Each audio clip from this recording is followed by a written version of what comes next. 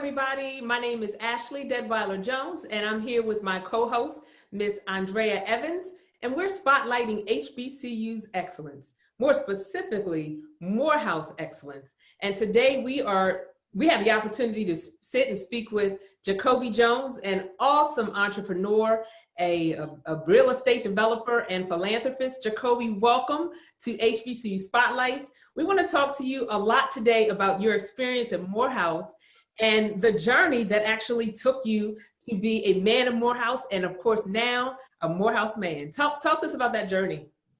All right, how are you all? Again, my name is Jacobi Jones. Thanks for having me. My Morehouse journey was like no other.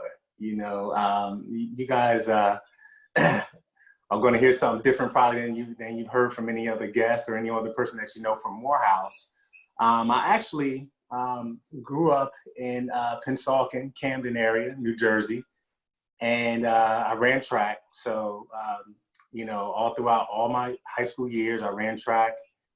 And, my path trying to get to Morehouse was it had to be a full-ride scholarship because the way I grew up, my family didn't have money for college at all.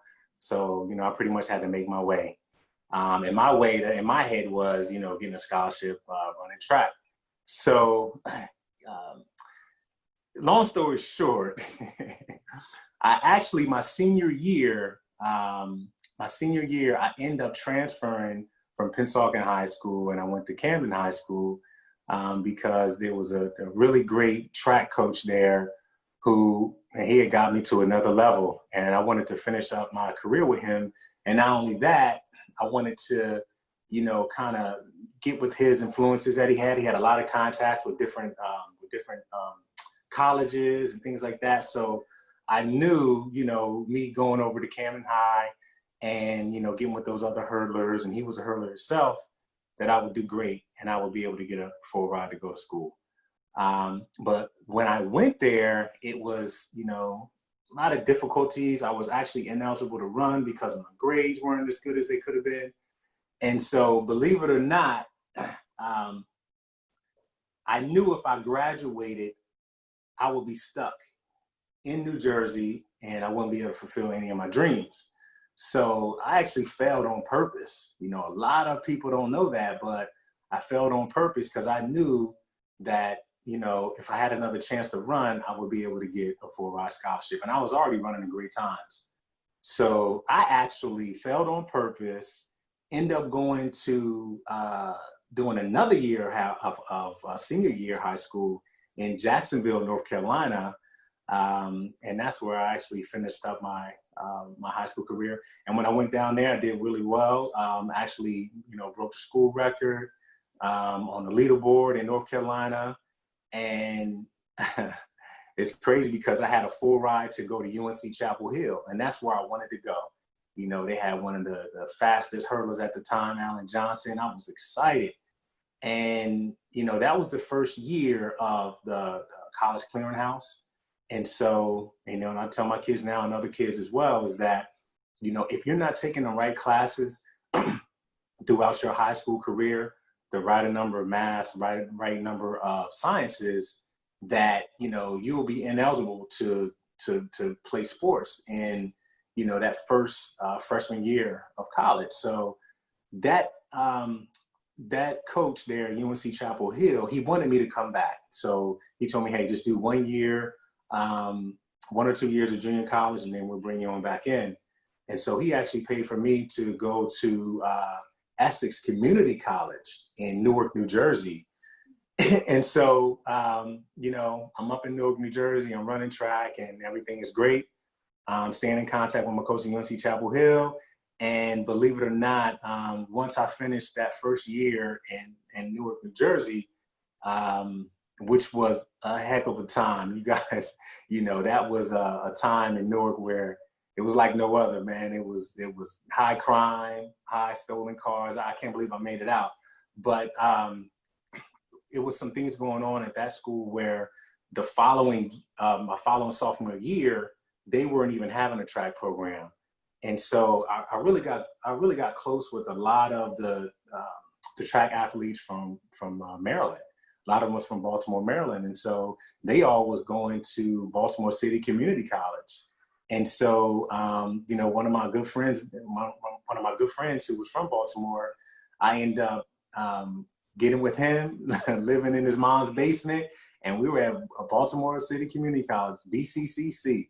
That's where it was. And so, had a great time there. That was interesting times as well. All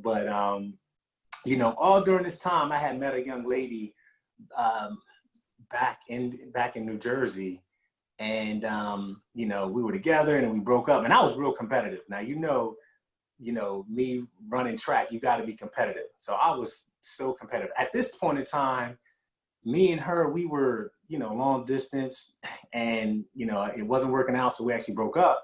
And I wanted to get her back. That was my thing. I'm gonna get her back. So, running track in Baltimore City Community College, we actually had a track meet. A lot of people know Penn Relays. And this young lady, she was going to Spelman College, and I was keeping in contact with her every summer. But when I got a chance to perform at the Penn Relays, the Morehouse College track coach was there.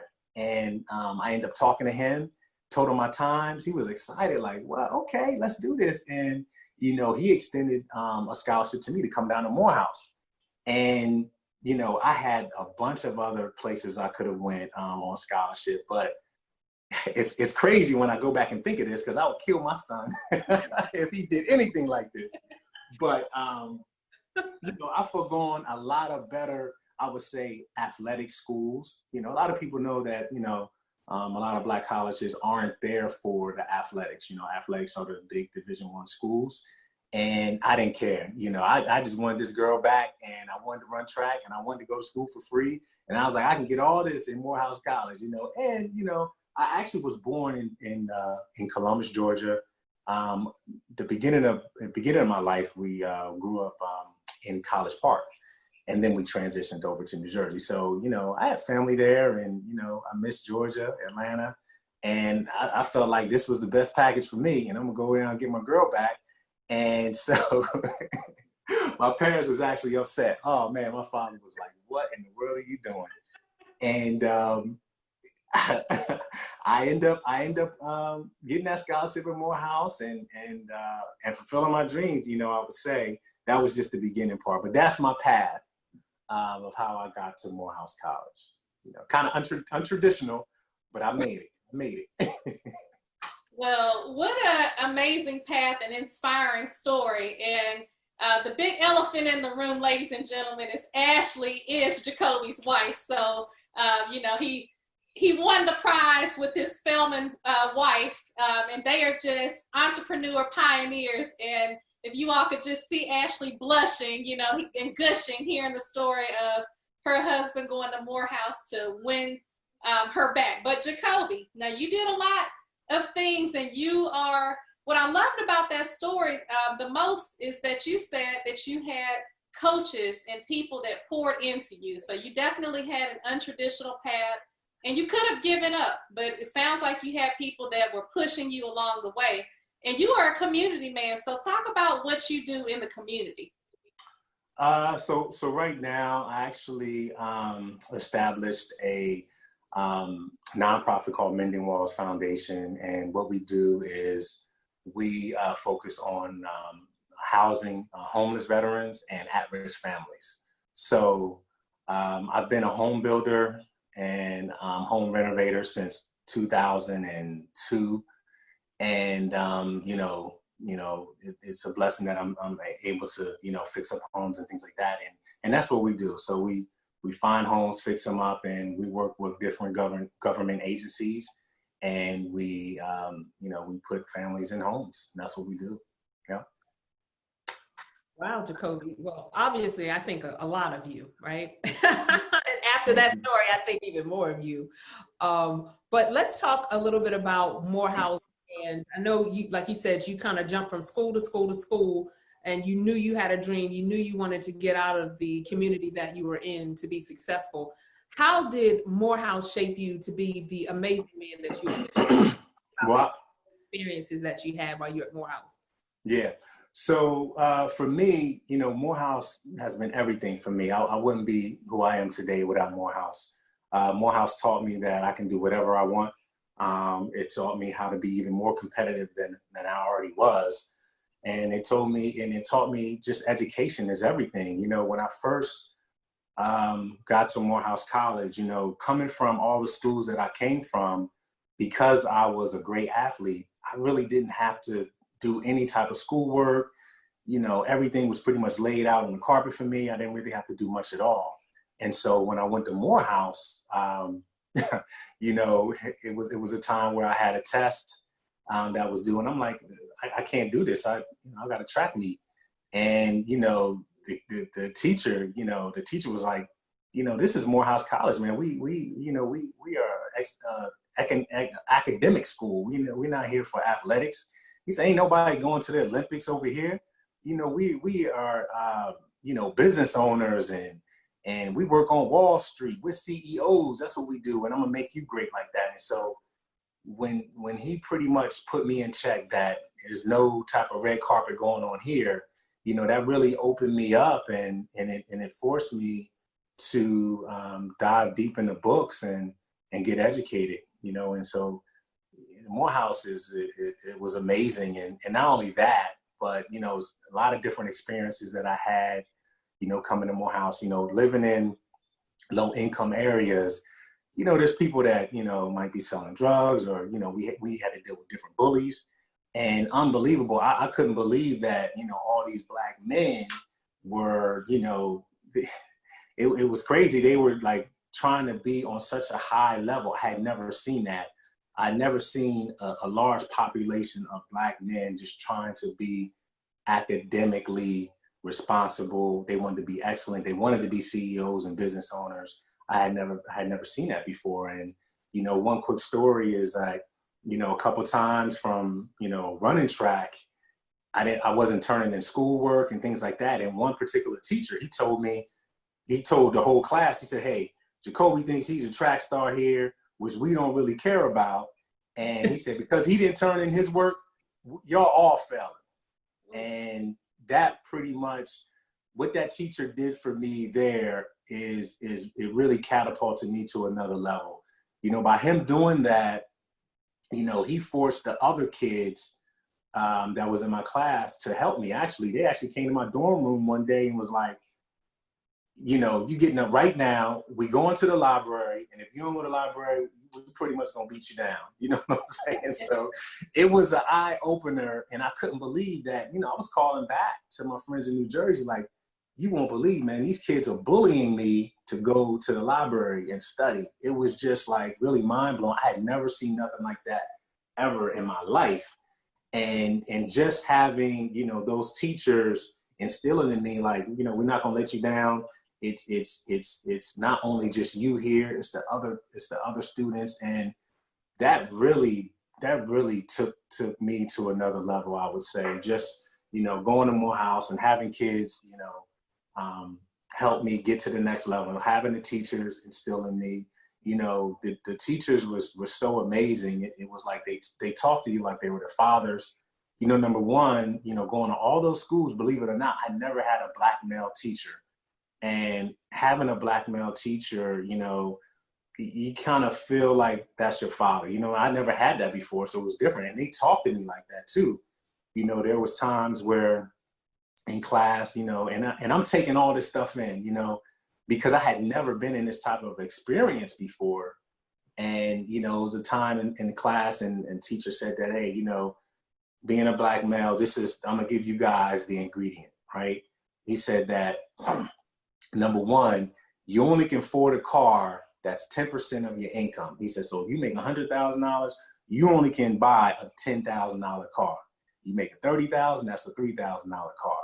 And he said that, you know, the number one reason because of that is that, you know, as a Black male, a lot of times you have family to take care of, you know, you're going to have to buy life insurance. You know, we say we just die at a higher rate than others. So he said, those are the two things. You take care of your family, you get life insurance. And he said, remember, you only can buy 10% of your annual gross income, right? Your annual income. And he said, so this is the kicker too. He said that Black males, we are going to jail at a more rapid rate. But the way you stop that statistic is you get married. And he said, that's number one. He said, when you leave here, get a great job and you get married, because now the statistics show that you have a less likely chance of going to jail. And now you got two incomes coming in. Now you got a better car that you can afford, So, you definitely want to get married, and you want to be responsible in the community, and you want to be, just a person at a higher level than, where you came from, and that really stuck with me throughout my life. And Morehouse, man, it was amazing. It was amazing. Yes. Jacobi, I love that story, because there's a running theme here of I am my brother's keeper. I mean, to have your professors to push you, and for that professor to tell the entire class, hey, you're going to fail if Jacobi fails. That says a lot. So what an amazing and inspiring story. And I know your professor is proud of you today. So what degree did you actually get from Morehouse, and how are you using that degree today? Well, I ended up getting a accounting degree. When I came out of school, I had two different corporate jobs in accounting. And then once I left accounting, I start building homes full time and renovating homes full time. Accounting, of course, is, that's something that you can use in every business. So today, I do my own books. I do a part of my taxes, and it just helps me keep financially straight, with my accounting degree. Yeah. So Jacobi, if you had a chance to go back to Morehouse and do one thing differently, what would that be? What would you change? Definitely one thing that I look back that I shouldn't have done. My senior year at Morehouse, I ended up moving off campus. And, once I moved off campus, you kind of lose a lot of connections you had, that last minute answer that someone might be able to, tell you before you go to class. They might have figured something out, study groups. And then see, I was living in Austell, which, sometimes like 15, 20 minutes away from the campus. And it took a toll. It really took a toll. I thought I was grown, had a little bit of money, got my own apartment. And that was really the worst thing for me, because, not only running track, during that time, I was spending a lot of time in the placement center. So every day after class, I was going and taking on interviews, trying to get jobs for when I graduated from Morehouse. And, living off campus was the worst. Actually, what happened was, a lot of times I was staying in, some of my friends who lived on campus, I was staying in their dorm rooms overnight if I had something important that I had to get done in the morning, or if I had to stay on campus late. So it really didn't work out for me moving off campus. I thought it was going to be good, but I definitely would tell kids, stay on campus. You can focus. You're going to get more time. You lose time going back and forth, and things can happen off campus as well. So it was better staying on campus for me. That's one thing I definitely would change if I can go back. Well, hey, don't beat yourself up too much, because you made it out, and you are a Morehouse man. And when I think of a Morehouse man, Jacobi, I think of a man of excellence. And I want to go back to what you said about what you're doing now with building these amazing homes. So Jacobi's portfolio of building is phenomenal. I mean, I can only draw stick figures, okay? So to see you actually have these amazing projects that you post in your Facebook group is so inspiring. So how did you actually get into building? And tell us where we can find out more about these projects and how people can hire you for that. Yeah. So for right now, I'm not for hire. I just work on my own projects. I really don't have a lot of time to, be for hire or work on other people's projects. But you can check out what I'm doing at mendingwallsfoundation.com. Again, that's mendingwallsfoundation.com. You can go in there and see, what we're doing in the community. And then I have my own portfolio of my own homes. Actually, it's called Maru Management. That's the name of my company. And, we have a bunch of portfolio houses that we build there. I still build in Atlanta, in the suburban areas, and also build homes out here in Maryland area as well. So that's pretty much what we do in the community. But I'll tell you how I got started in it. One thing for me that I realized about myself is I really don't take orders from people very well. So when I came out and I was in corporate America, it was the worst for me. I don't know if it was just the people who I was working with or the companies that I was working for, but I knew, oh my gosh, I had to get out of there. And so, once I think it was probably like, I might have got my first or second check, and I saw opportunity to where they only wanted $500 down on a property in Decatur. So that really was the earnest money. And, I bought that property. And then when I got engaged, me and Ashley, actually, we needed to buy another home. So the first original house that I purchased, I rented that one out. And that really took me off from there. When I saw that I can make money from, renting out homes, and there was a huge need in the area at the time, I actually went back to the particular banker and I said, hey, I need to get more homes. And that's pretty much what I did. I was buying homes. And after I got to a certain point, I left my corporate job. And that was in, I think that was like 2002. And I haven't looked back since. Once I got a feel of being my own boss, making my own decisions, and having pretty much no cap of income, that was it for me. I knew that this was where I needed to be. And I can make more of an impact in other people's lives as well. It was great. It was great. And I still love it to this day. Well, something that I get to see firsthand about Jacobi is that he has a work ethic that is unsurpassed. I mean, it's amazing. It's not always easy being his wife, having somebody with such a strong desire and work ethic and passion and drive. But Jacobi, can you please share with those out there that are interested in possibly following in your footsteps as an entrepreneur? Because we haven't even scratched the surface about the fact that you're an amazing insurance broker, breaking records and all those type of things in sales. But someone that, wants to take on, business opportunities, what do they need to really think about, and what type of, what direction would you give them? Jumping into real estate is not easy. It's a very hard business. You can lose all your money. You can mess your credit up. The first thing I would tell people is make sure your credit is right. And actually for me, my credit was horrible when I started. I didn't even know anything about credit. But I had to get my credit fixed. I had to pay off past debts and things like that to get my credit right. I would definitely tell people is do your research, find out a particular area that you would love to either build homes or renovate houses. The number one thing is after your credit is right, you want to get with a mortgage broker or a mortgage guy and find out how much you can afford.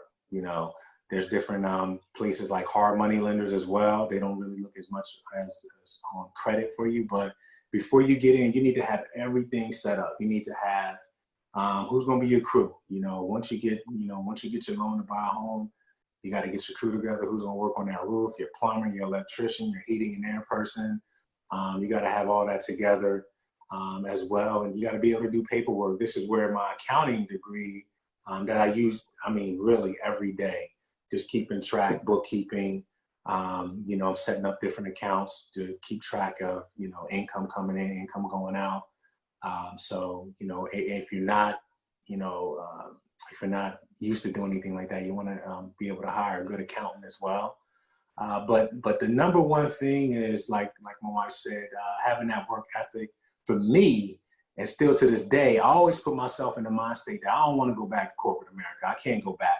And when I'm working hard, I think about that. Like, if this doesn't go well, I'm gonna have to get me a job and and work a 9 to 5, and I don't want to do that. So, I'm fearful, so that's where the work ethic to me comes out, and being successful. And let me see, what else can I tell someone about jumping into construction? Drive your neighborhood. Find out where there's a need. Maybe there's no need. Maybe what you can afford is out the price range in your area. You don't want to make a right decision. A lot of people want to get into real estate, but maybe where you live at is not the right location. Some people live in New York where places that are beat up that can be fixed up is already $500,000 for a shell. And maybe you can't afford something like that, because you got to remember that once you get into this property, you're not going to be getting money coming in for a certain amount of time.